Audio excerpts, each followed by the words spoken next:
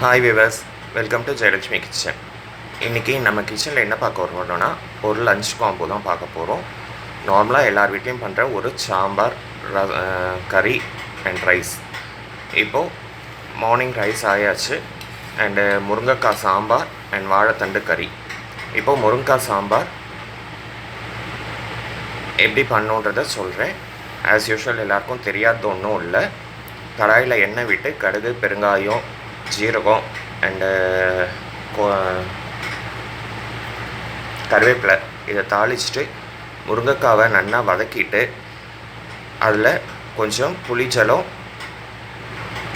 மஞ்சப்பொடி, மிளகாப்பொடி, உப்பு எல்லாத்தையும் போட்டு நல்லா கொதித்து வரும்போது அந்த புளி ஸ்மெல் போனதும் இந்த கரண்டியால் ஒரு 2 கரண்டி பருப்பு நல்லா குழைய வேக வச்சு எடுத்துகிட்டு அந்த புளிஜலம் ஸ்மெல் போனதும் பருப்பு தண்ணியை விட்டுட்டு வேணுங்கிற அளவுக்கு உப்பு போட்டு அந்த பருப்பு சாம்பார் 2 கொதி வந்ததும் பெருங்காயத்தை போட்டு கொத்தமல்லி போட்டு அணைச்சிட வேண்டியதுதான். அண்ட் வாழைத்தண்டு கறி எண்ணெய் விட்டு கடுகு, உளுத்தம் பருப்பு தாளிச்சிட்டு வாழைத்தண்டு போட்டு, வாழைத்தண்டுக்கு உப்பு தாங்காது, அதனால் வாழைத்தண்டு கொஞ்சம் ஓரளவு பாதி வெந்து அடங்கினதுக்கப்புறமா மஞ்சப்பொடி, உப்பு, உங்களுக்கு காரப்பொடி வேணும்னா காரப்பொடி போட்டுக்கலாம், அப்படி இல்லைன்னா பச்சை மிளகாய் கீத்தி கூட போட்டுக்கலாம். இப்போது இன்றைக்கி நாங்கள் காரப்பொடி போட்டு பண்ணியிருக்கோம்.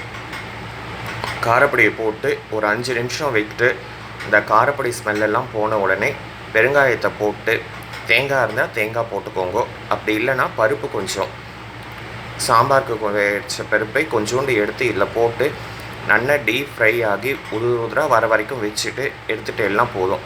அப்படியும் உதிர ஆகலைனாக்க கடைசியாக இறக்கும்போது ஒரு அரிசி மாவு ஒரு 1/4 ஸ்பூன் போட்டுட்டு நல்லா கலரி விட்டு பரத்தி விட்டா மாதிரி வச்சு ஒரு 5 நிமிஷம் கழித்து எடுத்துடலாம். நல்லா ஃப்ரை மாதிரி ஆகிடும், டீப் ஃப்ரை ஆகிடும். அதுக்கப்புறமா பெருங்காயத்தை போட்டு இறக்கிட்டேலாம் வாழைத்தண்டு கறி ஓவர். இன்றைக்கி நம்ம கிச்சனில் இதுதான் லஞ்சு. இது வரைக்கும் எங்கள் சேனலை சப்ஸ்கிரைப் பண்ணலைன்னா இனிமேல் சப்ஸ்கிரைப் பண்ணுங்க. தேங்க்யூ.